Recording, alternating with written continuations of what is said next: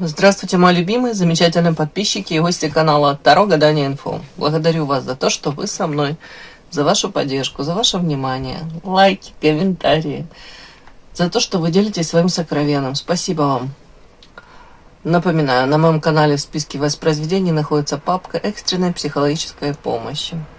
Там собран психологический опыт, который сделает вас неуязвимой для манипуляторов и хейтеров.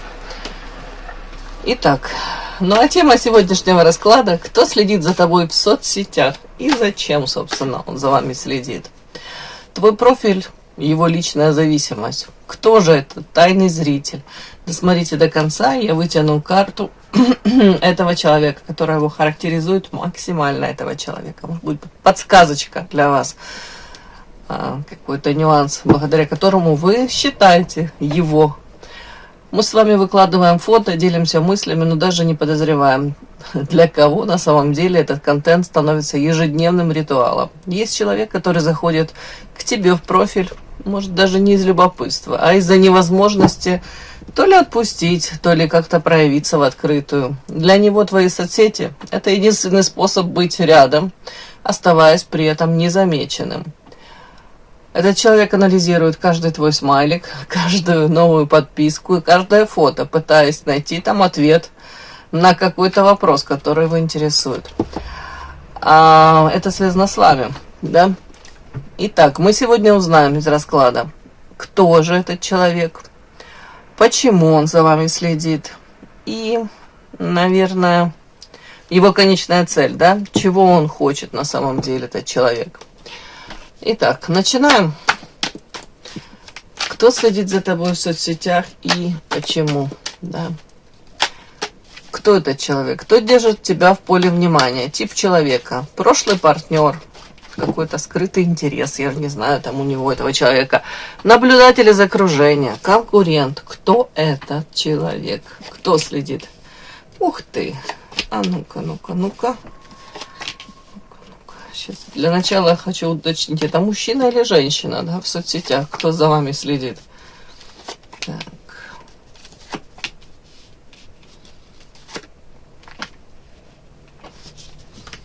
Так, интересная картинка. Так, мужчина или женщина?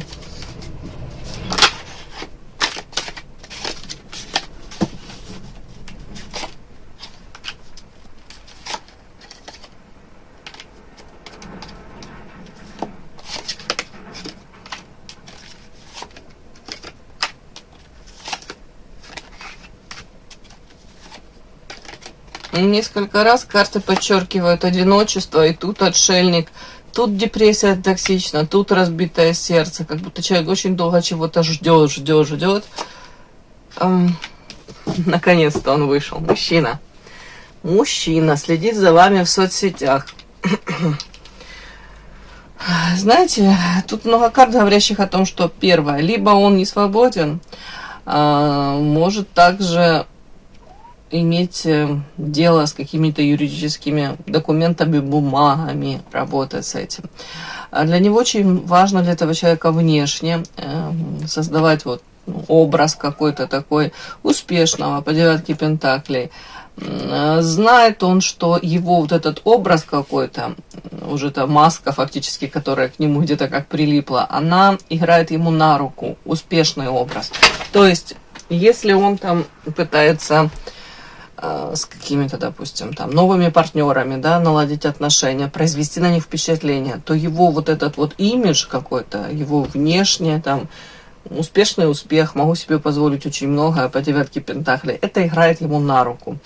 Допустим, добавляются этих желающих с ним иметь дело, там бизнес какой-то. Так как это шансы, он с удовольствием эти берет, он знает правила игры в этом социуме, давайте так. При этом наряду с этим, это как маска, наряду с этим внутри человек, который закрывается от всех, не пускает, вообще, по-моему, тут никого он не подпускает к себе, в свою душу не подпускает. Внутри отшельник, мужчина, который думает об очень многих каких-то вещах, в том числе какая-то ситуация, это связано в личной жизни, да, сердце разбитое, она как будто бы не сдвигается с места, вот как будто бы вот подвис он в одном состоянии уже, может быть, ждал длительное время, что вот-вот изменится, может быть, с какой-то женщиной, то ли восстановят отношения, то ли им наладятся, то ли эти отношения как-то, не знаю, ну как-то может быть, будут меняться, я уже не знаю. Как-то будто бы ждешь, оно нифига не меняется. При этом показана характеристика этого мужчины, я не могу сказать, что он особо сам тут что-то предпринимает. Вот в личной жизни, может быть, именно в отношениях с вами, он тут как какую-то чуть ли не пассивную роль занял. Хотя в плане, там, опять-таки, карьерный рост, там, общение в этом социуме, он тут по тузу жезлов может быть очень активный. Тут может активно там свои интересы как-то отстаивать, продвигать что-то. Тут такое вот. И внешне вот сразу вот вы с ним начинаете общаться, он такой харизматичный, яркий, привлекательный внешне, по тузу жезлов. Ну, давайте так, тут и сексуальный он может быть, и такое создается впечатление, будто бы, такой огонь, мужчина, огонь. Но параллельно с этим в отношениях с вами это просто небо и земля. Как будто человек просто отдается вот, знаете, на волю случая. Как будет, так будет. Может быть, даже ждет активности с вашей стороны. Вот какой-то тут такой диссонанс. Мне вот такого мужчину подсветили. При этом сразу же я как-то не смогла понять, тут ваша карта, это первая карта, это женщина, которая смотрит этот расклад, раз идет речь о мужчине.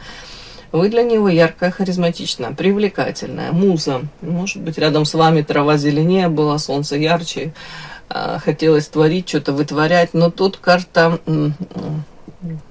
ярость, он почему-то в ярости, когда он о вас вспоминает, именно может тут элемент даже ревности какой-то идти.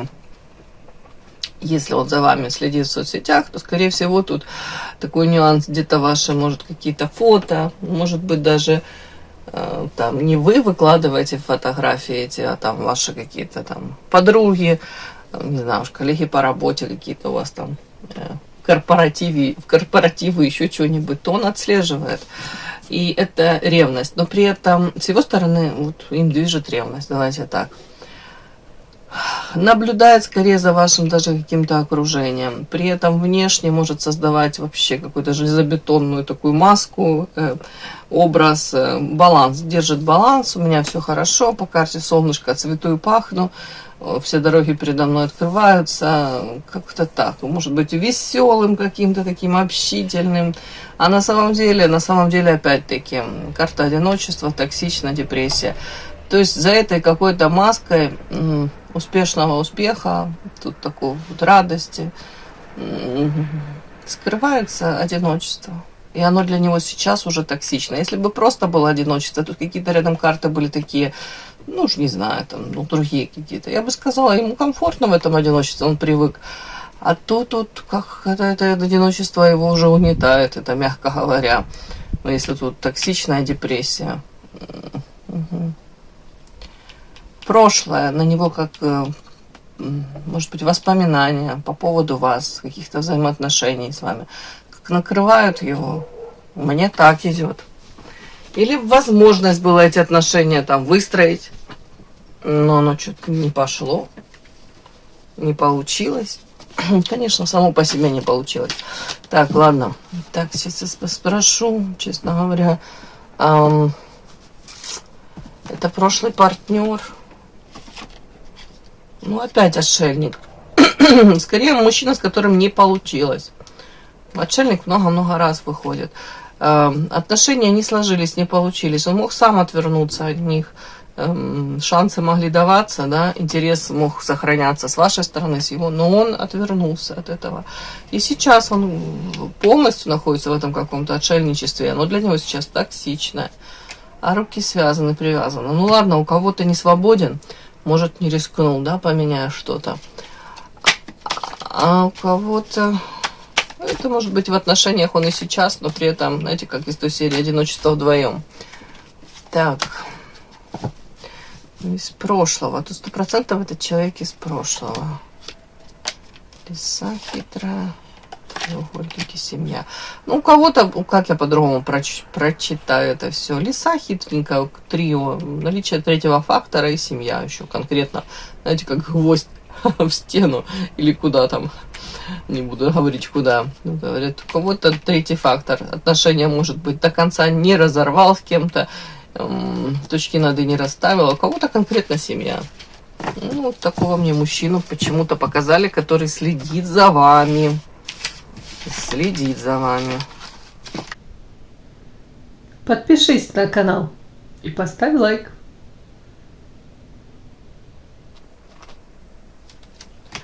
Итак, следующий у нас вопрос, девочки. Почему он следит, да? Внутренний мотив. Незавершенность каких-то отношений, да? Может быть, эти какие-то шансы надеется еще взять. Взять сравнение. Сравнение, то есть, может быть, вас с какими-то другими женщинами он сравнивает. Может сравнивать вашу жизнь со своей жизнью. Привязанность, почему он следит, может быть. Контроль, любопытство. Давайте посмотрим, почему же он следит. Он следит в соцсетях за вами. Ух ты. Павлин. Счастье.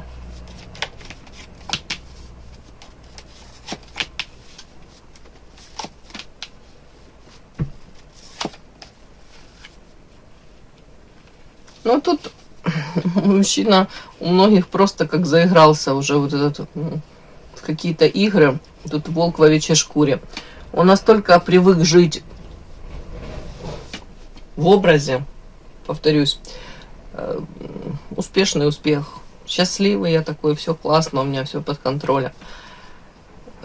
Вот насколько он привык, вот, что он такой всегда, и всем это транслирует, что для него тем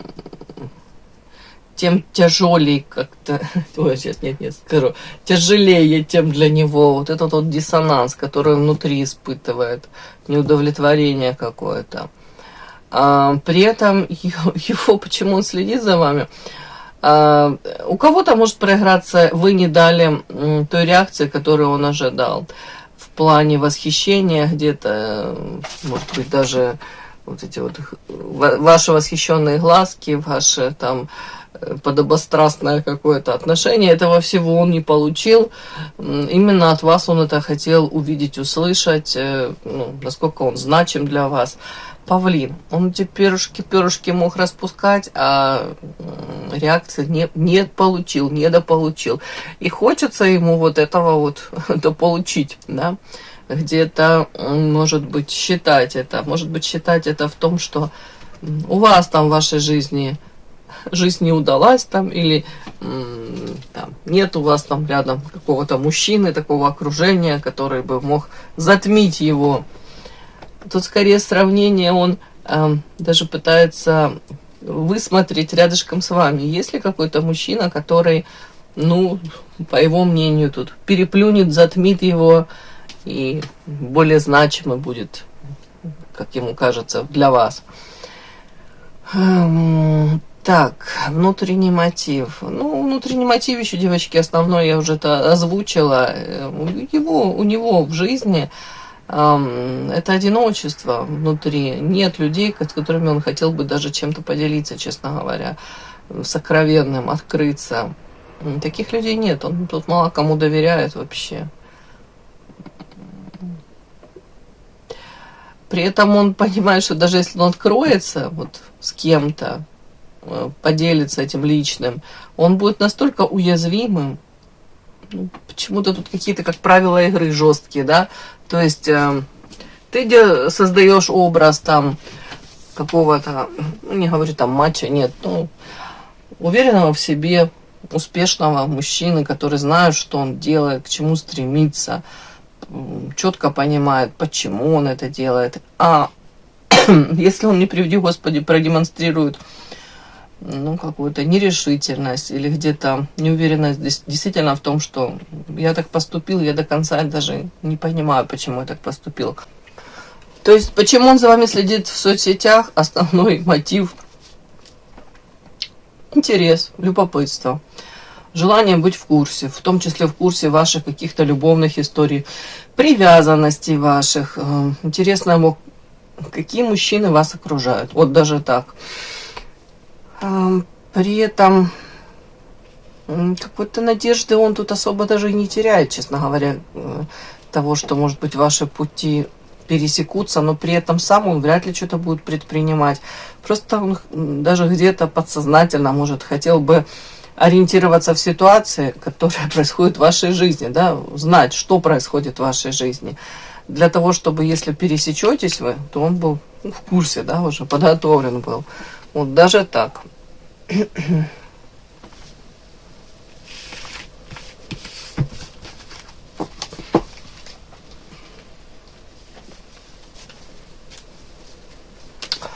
И давайте смотрим его конечная цель. Что он на самом деле, чего он хочет на самом деле. Вернуть связь это убедиться в чем-то, сохранить контроль, подпитывать свое состояние. Конечная цель этого человека. Почему он следит? Дьявол, нежность, компас, планы, невозможно, прошлое невозможно. Окно в иной мир. Ага. Ну, вы тут какие-то, честно говоря, запустили процессы у него, в его башке. Он погружается постоянно в это прошлое. Кто-то тут начал даже интересоваться психологией, может быть, даже эзотерикой. Это окно в иной мир, прошлое. Он как-то связь с вами, он ее, может, постфактум, да, сейчас задним числом уже пытается прожить, разложить по полочкам. Ваше влияние на него, повторюсь, тут, скорее всего, как кармические партнеры, люди, которые пришли в жизнь друг друга, абсолютно, может быть, не для того, чтобы даже быть вместе, любовную историю какую-то создавать, не для того, чтобы там детки у них были общие, а для того, чтобы каждый, может быть, из них при этом после общения друг с другом, да, но каждый в отдельности, может быть, улучшил свою жизнь в том плане, какие там вопросы сам озвучил по жизни, чего я хочу, к чему я стремлюсь, пересмотрел видение, там, взаимоотношения между мужчиной и женщиной, мировоззрение поменял, в принципе, свое. Как говорят, стал лучшей версией самого себя, но даже тут не то, что там лучшей версии, а даже как встряхнулся. По-новому даже как-то попытался свою жизнь прожить. Почему он еще, вот конечная цель, чего он хочет. Девочки, тут по дьяволу, сексуальное влечение, вот вы, наверное, не закрытый гештальт. Тут карта нежности, я вам хочу сказать, тут и дьявол, и нежность, и карта компас. Ну, я не удивлю вас, наверное, но если вы расстались тут уже и давненько расстались, он искал замену. Но замену вот таким каким-то эмоциям, которые он рядышком с вами испытывал. С одной стороны, по этой карте нежность, это что такое трепетное, нежное, чистое, это как в 15 лет, да, допустим, когда нет еще каких-то сравнений, ты неопытный, ты на все смотришь этими какими-то наивными глазами, искренне ко всему относишься. Вот он какие-то такие эмоции он испытал. Это с одной стороны. С другой стороны, тут же и дьявол. Дьявол — это искушение, страсть, соблазн. Сексуальное это влечение. И это зависимость. Вот это все вместе, вот какое-то комбо, да, такое сочетание. Он пытался это и пытается где-то найти. Вот искал. И показано невозможно. Тут и планы строил, и искал, и продумывал. Невозможно. Невозможно вернуться в это прошлое. Невозможно найти вот это вот сочетание. Тут для него это слишком живо. Все, он это проживает внутри, но как бы замены он этого всего не может найти. Подпитаться хочется напитаться этой энергией. При этом, знаете, человек, скорее всего, уже такой, как вам сказать, искушенный, много в жизни повидал, испытал. Поэтому просто там, чуть не имею против секса, особенно против классного секса, но тут просто сексуальные истории какие-то, они могут его, да, как-то взбудоражить, но это буквально там день-два, и все, как перегорает, ему неинтересно. А тут все в сочетании было. Тут эмоции, вот эти вот какие-то яркие такие, при этом искренние. Вот тут то, что такое искреннее было с вашей, с его стороны. Вот оно такое пронзительное прям. Вот это его задело. Ему хотелось бы вновь в это погрузиться. То есть конечная цель, наверное, я даже не скажу, что тут вернуть прям вашу связь. Ему хотелось бы где-то погрузиться в прошлое, даже вернуть вот эти эмоции, хоть на секунду, вот, может быть, подсматривая за вами. Знаете, может быть, даже в очередной раз где-то увидев ваше фото, даже для самого себя так осознать. А я сейчас испытываю что-то, меня там, как это говорят, торкает, да? Меня это будоражит, триггерит меня это или нет. Как будто бы у него недостаточно, мягко говоря, в его общении, ну, в ближайшем, может, или не ближайшем даже, круге общения людей, которые ему интересны даже, которые его, ну, да, интересуют, там, как-то производят на него какое-либо впечатление. Он такой какой-то, тут уже, знаете, как кот, который переел сметаны. И это касается очень многого. Вот что его действительно может зацепить, это какая-то искренность, вот такая вот непосредственность, но при этом и сексуальная привлекательность, и должно быть все вместе. Чего еще он хочет, конечная цель? Убедиться в чем-то, наверное, в том, что рядом с вами нет того самого, да. Где-то хочется ему это увидеть, подсмотреть. Может быть, даже за счет этого. Тут не самоутверждение, тут ему хреново, девочки. Тут у него какое-то одиночество глубинное. Может быть, даже ему хотелось бы где-то посмотреть, увидеть и для себя осознать, что и вы одиноки внутри. Может быть, в эту маску там вы улыбаетесь, носите, но ему так хочется надеяться, что внутри вы одиноки. Ну, как-то так. Такой сегодня расклад, девочки. И мы должны всегда понимать, что внимание, да, это внимание в соцсетях, то, что он следит, это еще не намерение и точно не действие. Этот мужчина может долго наблюдать, но так и не выйти из своей какой-то скорлупы, да, внутренней. Там, наблюдение для многих это безопасно, а проявление это риск. Поэтому нам очень важно не путать интерес с готовностью. И не каждое вот то, что он там наблюдает, смотрит за вами в соцсетях, это совсем не означает, что вот он идет к тебе. И зрелость вот этого мужчины в том, чтобы наконец-то решиться сделать этот шаг и для самому себе дать ответ. Готов ли ты к реальным каким-то шагам, к взаимоотношениям, а не просто там к подсматриванию, да? А наша зрелость в том, чтобы не реагировать на вот это вот присутствие скрытое, а ориентироваться только на реальность, на реальные шаги. Потому что твоя жизнь меняется не от того, кто за тобой наблюдает, а от того, кто выбирает быть рядом с тобой открыто. Все, мои хорошие, спасибо огромное за то, что вы были со мной. До новых встреч. И да, не забудьте подписаться, кто еще не подписан. Подписка, лайк, колокольчик, можно комментарий. Но те, кто уже подписаны и все это делают, большое вам спасибо. Умнички.